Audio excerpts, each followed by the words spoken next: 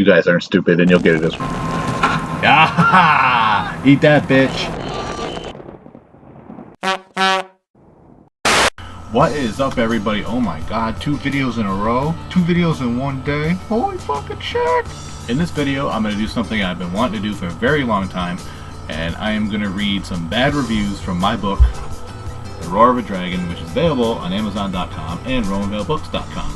I've always said I welcome constructive criticism, and a lot of the reviews are good, honest reviews, but there are some that are just plain funny, so let's just get into it.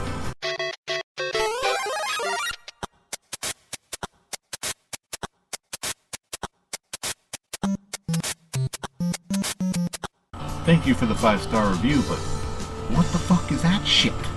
This one from Kindle Customer says, this book started out decent. First of all, they rated it 1 star. It says, sad day. This book started off decent enough, but at the halfway mark it all goes to shit. There are huge details missing and utterly no world building. The pacing is all wrong and shit just seems to happen. Way too many things pop up and the proto knows stuff he shouldn't. Some woman interrupts a fight in a foreign city. He's never viated, I think he means visited, but knew shit tons about, and he instantly knows she's some queen of thieves even though they never met, and she recognized him even though they never met, and he looks nothing like he did in the past. Oh, then she's just like, sure, I'll go off with 4 dudes I've never met with 0 questions asked, and when one is annoyed with her and turns into a dragon to shut her up in the middle of the city where apparently everyone's cool with 50-foot reptiles magically appearing because no one objects, she's like, oh, one of you possible rapists, she doesn't know them at all, is a dragon, and I'll still wander off with you. It's just shit. The author has a good voice, but this book was nowhere near finished. Good luck making it past 60%. Oh, I love this review. I really, really love it, because I'm gonna tear it to shreds, so get ready to get fucked. And by the way, minor spoilers ahead in case you haven't read the book. First things first, he says, he instantly knows she's some queen of thieves, even though they never met. Well, Aiden was in the fucking military, so of course he knows who the Queen of Thieves is. If you don't know who the biggest thief is in the entire land and you're in the military, then there's something fucking wrong with you. You also say she recognizes him even though they never met and he looks nothing like he did in the past. I will give you that one. I'll give you that one. There was a backstory there that I cut out, but I mean, again, they don't have to meet to know each other. Aiden was one of the most well-known soldiers in the entire land, and she's the most well-known thief in the entire land, so they don't have to know each other. You also say, oh, then she'll just go off. She's like, sure, I'll go off with 4 dudes I've never met with 0 questions asked. Right here on page 186, it says right here, Kira says to Derek, Derek, my friend, it is good to see you again. They have a history together. I don't mind criticism, but you have to read the fucking book in order to criticize it. You clearly were reading every other line or something like that, and that's not the way it works. Of course you miss chunks of the story when you're not reading every fucking sentence. Then he says, when one is annoyed with her and turns into a dragon to shut her up in the middle of a city where apparently everyone's cool with 50-foot reptiles magically appearing because no one objects. Alright, you know what? It appears I may have to give you that one, because in the story in my mind, they had left the city and were on the road before Iskandar turned into a dragon. But apparently that's not what I wrote in the story. It was in the streets of Nohl. So I'm man enough to admit it, I made a mistake. So I'll give you that one. My bad. This one from Amazon Customer says, spoiler alert, I wanted to like this book. I really did. I read the summary and felt that this was a book I could get behind. Then I started reading. The dialogue was hard to follow, and he used an apostrophe instead of quotation marks. The reason for that is the book was published in Britain, and in Britain, that's how everything is written. So they had changed all my quotation marks to apostrophes and vice versa. That's why that's what that was. Apparently this person is not that familiar with British writing, and that's fine. There's, you know, I totally get it. When I first started reading some things, as a matter of fact, Lord of the Rings is like that, and I had a hard time getting around that at first too. So, no issues. While this itself doesn't sound too bad, it was actually quite hard to follow. Don't realize just how important something is till it's gone, eh? Then there's the story. Oh god, the story. Spoiler. All within about 3 paragraphs with hardly any transition, he goes from having a party thrown in his favor to his friend being knighted to being back at his house, having been hired to join the army. What I just told you there, that is about as much detail as you get out of those paragraphs anyway. While he attempts some character building in places, it's all way too thin. He says at some point my dad has this strange sense of humor, paraphrasing.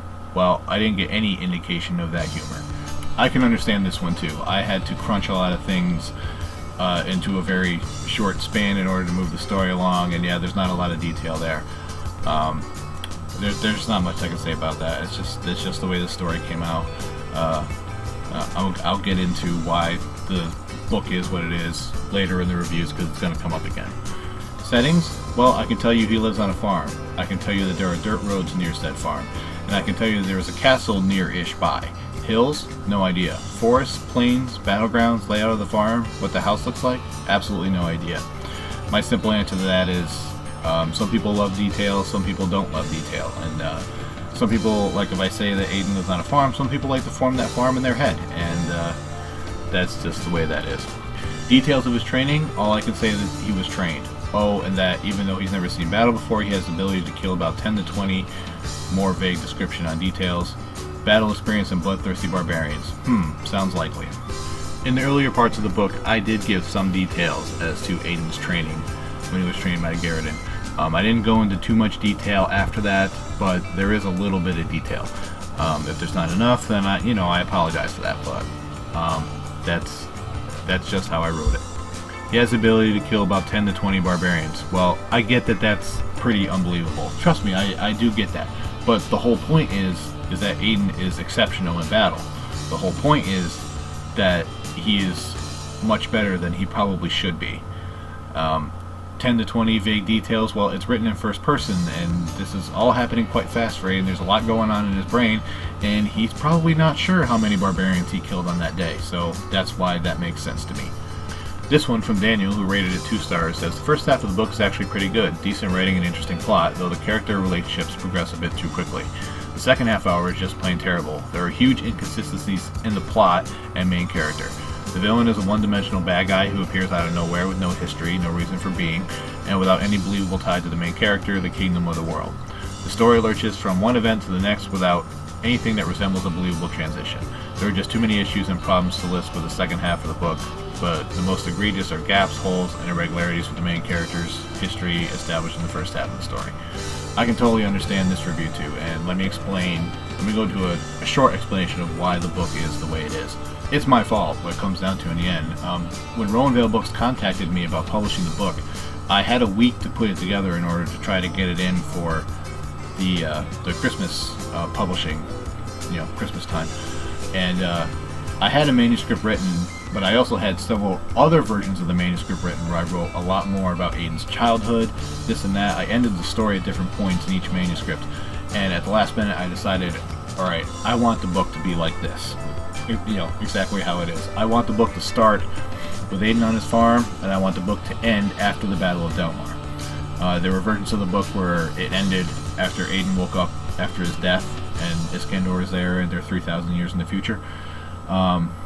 So, in a week, I had to take all of these manuscripts and basically crunch them down into a story that was somewhat cohesive and made sense. Thankfully, a lot of people do believe that it's cohesive and makes sense. If there are plot details missing, that's why.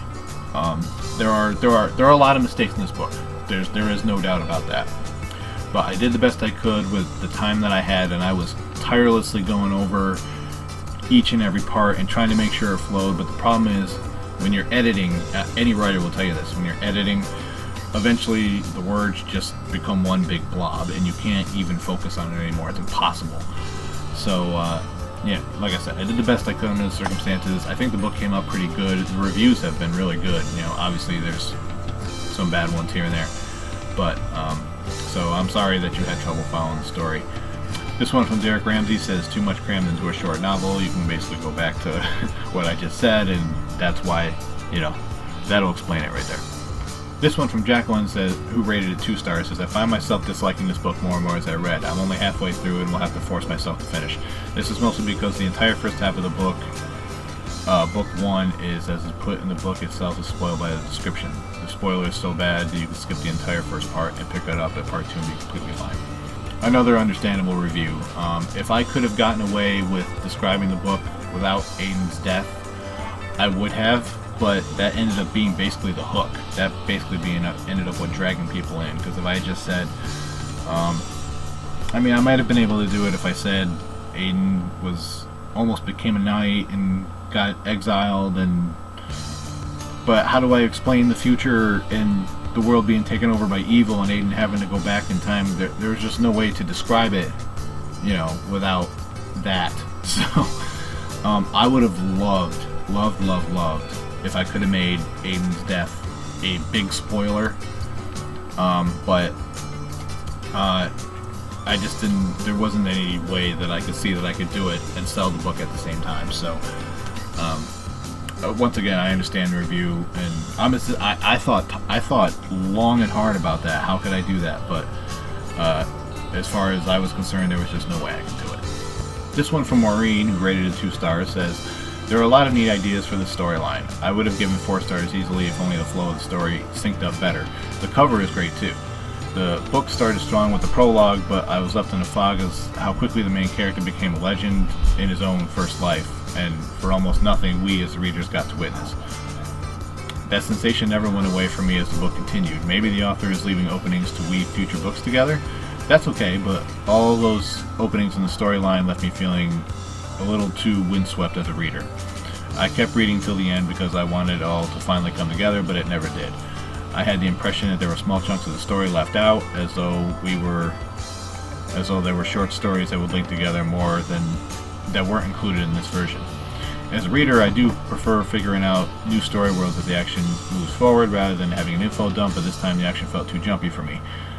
At so many points in the story, the main character is having a rough time in his life, another character comes along, basically says cheer up or even just deal with it, and suddenly the main character is past the previous mindset, essentially smiling and saying I love life. What just happened here? Bottom line, I wanted to enjoy this story more than I ultimately did, and it was truly disappointing.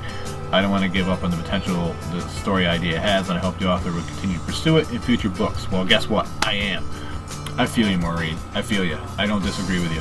One thing you do have to understand, and something I probably didn't detail enough in the book, is that Aiden is fairly young. Aiden is not yet 20 years old, so, you know, a lot of teenagers are like that. A lot of teenagers are like, oh, I hate life, and I hate you, and you're telling me what to do, this and that, blah, blah, blah, and then the next moment they're like, oh, everything's good, you know? So that's basically, that's my fault. That's my fault as an author for not detailing that enough. But yeah, I do get it. There were quite a few complaints about Aiden being unappreciative and basically being a dick, but that was part of his character in some ways. He was very, very disgruntled about what happened to him in Delmar. He was, you know, he felt betrayed and he was angry, and that's why that is the way that is. I was going through, and basically that was like the last bad review I wanted to read. Thankfully, there are a lot more good reviews than bad reviews. I just wanted to address some of the bad ones. And I think it's good as, you know, an artist of some type to address the bad reviews. You know, people hate being rejected and people hate criticism, but it's a part of what it is. You know, it's occupational hazard is a good word. So, but as you can see, you know, a lot of the reviews I understood. It was just that first one that really got me. I was like, you didn't even read this book, dude. But I respect all opinions and criticism, and I want to thank everybody that left a review on Amazon and on Goodreads and ratings and stuff like that. You know, I really appreciate it. It means you took the time to look at my work, which is very important. It's flattering to me that some people have come forward and said you've inspired me to finish my book, you inspired me to do this and that, and that's a big deal. And I don't see myself as an inspiration for anything. So it means a lot to me. So thank you very much. That's all I got for today. Thank you for watching. I hope you enjoyed this video. Don't forget to like and subscribe. Bobby hugs for everybody, and as always, it's Bobby's World, and you're all just living in it. CLC for life, y'all.